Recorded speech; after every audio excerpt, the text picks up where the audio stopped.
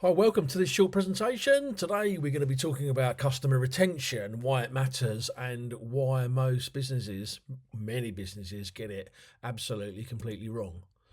So the problem is we're all chasing new customers. This is what most small businesses, including myself, have done in the past. We are constantly chasing new customers. And if those new customers don't come back, we're on a treadmill. New customers chasing new customers, new customers chasing new customers. It's a never ending hamster wheel, if you like. And in the world of AI, in the world of supreme competition, because everything is competitive, whether you're a plasterer or a scaffolder, whatever it is you do, everything is competitive.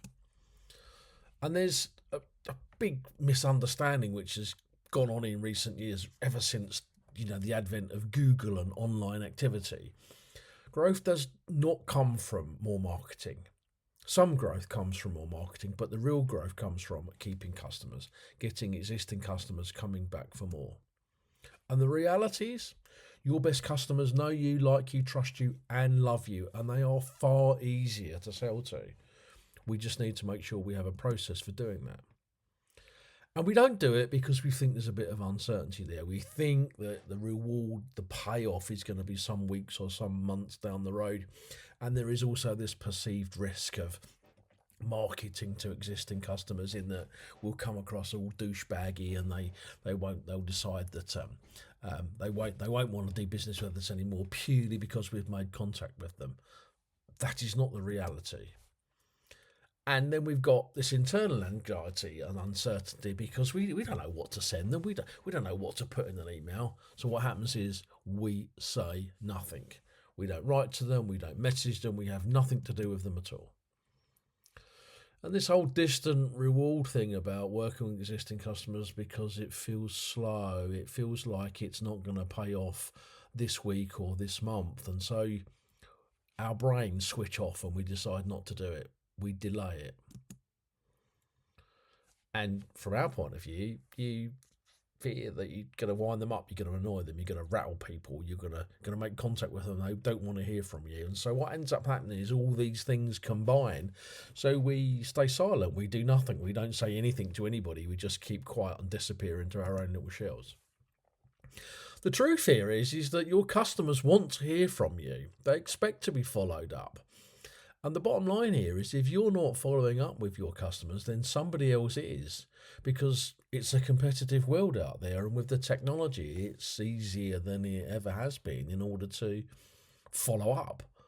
And if you don't do it, somebody else will. The other widget maker will. The other kitchen fitter will. The other plumber will. And if you don't have systems and processes for it, it's made incredibly difficult. So simple fixes for this: follow up, ask them what they thought of the service. Say thank you. Thank you very much for supporting me.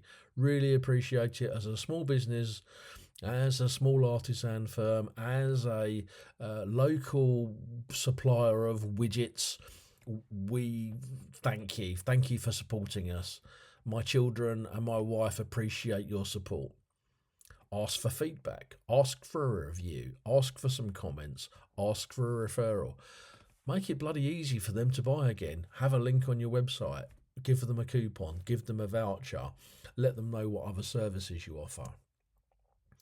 Every customer will bring in repeat sales and, more importantly, referrals.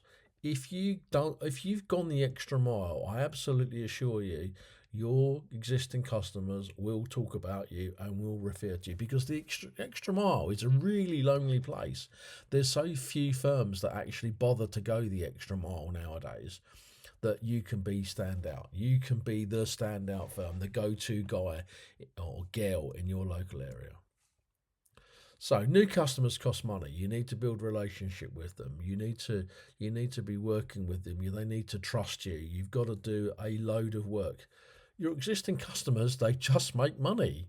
Provided you look after them, provided you have some good old-fashioned customer service, you have to assume when you're working with these people that they are going to be your customers for the next 100 years. And if you make that assumption, you will have a very different approach to working with them.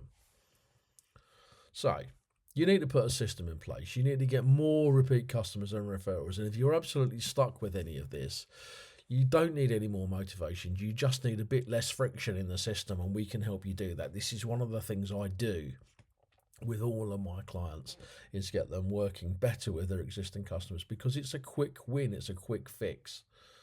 And if you're stuck with any of this, get in touch over at therichardsmith.com. Drop us an email, DM me wherever you've seen this video, and I'll be happy to walk you through some of these systems and processes we can help you with.